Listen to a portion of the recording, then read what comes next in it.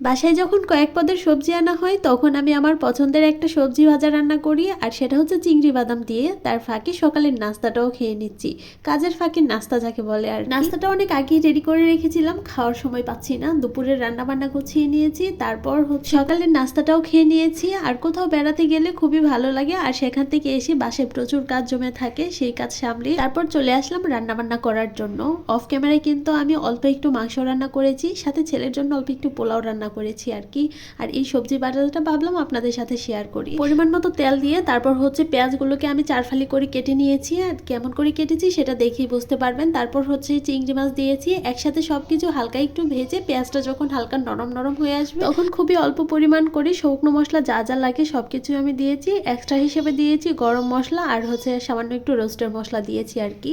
তারপর হচ্ছে বাদাম আর পেঁয়াজ বেরেস্তা একসাথে ব্লেন্ড করে রেখেছিলাম, সাথে গুঁড়া দুধ অ্যাড করেছি।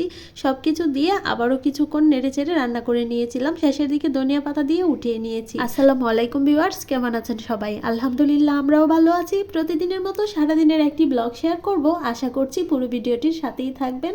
এটা ছিল গতকালকের ভিডিও, দুদিনের ভিডিও আমি একসাথে আপলোড করছি। আর এই ভিডিওটা ছিল সেন্ট মার্টিন থেকে যেদিন বাসায় এসেছিলাম সেদিনকার। পরের দিন সকালবেলা ফ্রোজেন রুটি ছিল, সেটা দিয়ে আর কি সকালের নাস্তাটাও ঝটপট বানিয়ে নিয়েছিলাম। ফ্রোজেন রুটিগুলো আমি গতকালকে রাতের বেলা বানিয়ে নর্মাল ফ্রিজে রেখে দিয়েছিলাম। সকালবেলা একটু দেরি করে ঘুম থেকে উঠবো, সকালবেলা ঘুম থেকে দেরি করে উঠা হয়েছে। আর ওয়াসের বাবাকে নাস্তাটা আগে দিয়ে নিচ্ছি। তারপর হচ্ছে দুপুরবেলা যে রান্না করব সেগুলো আর কি একটু একটু করে গুছিয়ে নিয়েছিলাম। এখানে মিরকা মাছ দিয়ে হচ্ছে গাজর আলু কাঁচা টমেটো রান্না করব, আর বাঁধাকপি ভাজি করব।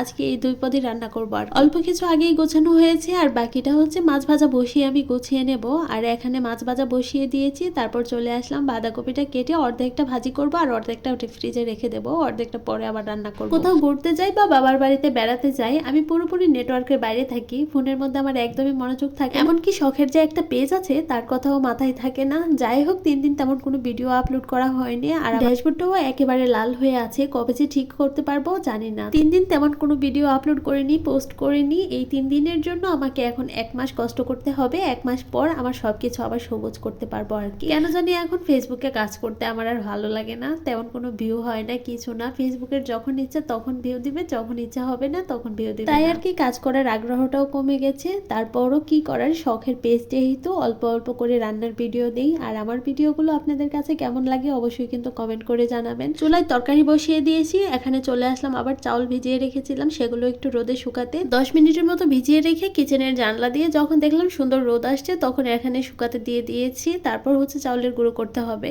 আর এখানে তরকারিগুলো হয়ে গেছে, ধনিয়া পাতা দিয়ে উঠিয়ে নিয়েছি। আজকের ভিডিওটি এখানেই শেষ করছি। আল্লাহ হাফেজ।